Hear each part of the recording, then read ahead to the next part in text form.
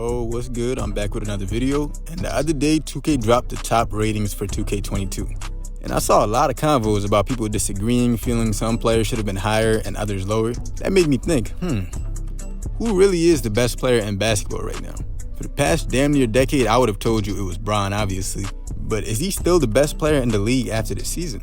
This was a weird season for Bron because we all know it didn't end well. Everybody and their moms wants to call him washed. But you can't just judge him based on how it ended. Earlier in the year, he was looking like an MVP candidate. Literally, at one point, the race was pretty much between just Bron and Embiid. He started the season off with good averages, but once AD got hurt and he had to do more, he was killing. And he had to because he pretty much had to carry the team. Without AD, he averaged 26.5 points, 8 assists, 8 rebounds on 55% from the field and 34% from three. And I took out the last game he played without AD because he only played 10 minutes before Solomon Hill's bitch ass dove into his ankle. I hate that nigga, man. Messed up the Lakers' whole season, dog. If I ever catch that nigga lacking in public, I might get locked up. I'm not even gonna lie. But anyways, just to put the stats that I just gave you in context, the season before when Bron got runner-up for MVP, he averaged 25.3 points, 10.2 assists, 7.8 rebounds on 49% from the field and 34% from three. When you compare these stats, you can really argue that he was better in this stretch than he was in his MVP runner-up season. But then he got hurt, then he came back, and then the Suns series happened. Honestly, probably the worst series I remember him playing because I was a little too young in 2011. I don't really remember the finals too much.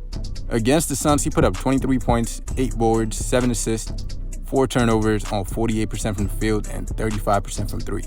And honestly, these are good numbers, but they're far from good for being Bron numbers. This is the same man that put up this stat line against a better defensive Heat team in the finals.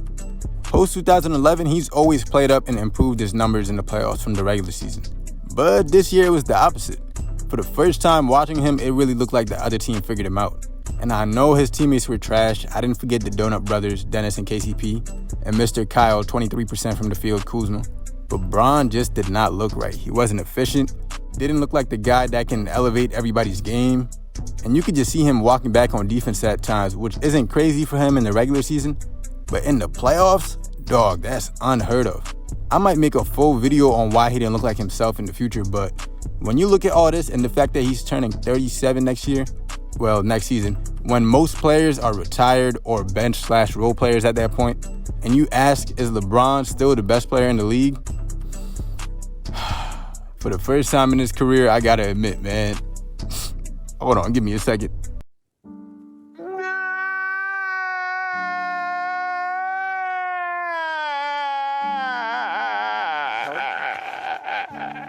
LeBron is no longer the best player in basketball. And that brings up the question, who do I think is now the best player in basketball? And yeah, man, I gotta give it to Kevin.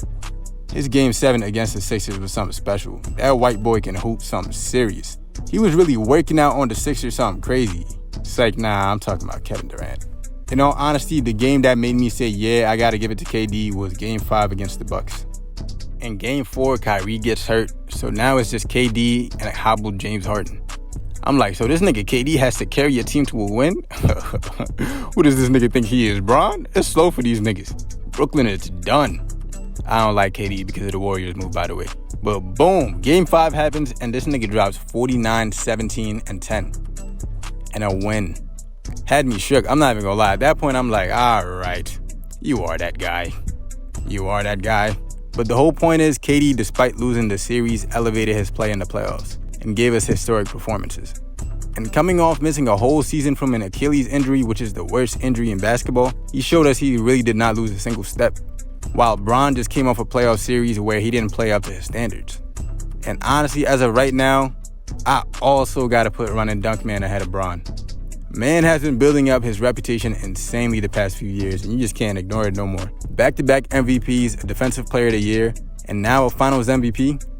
Not only that, the same Phoenix team that Bron struggled against, Run and Dunk averaged 35.2 points, 5 assists, 13.2 rebounds, on 62% from the field.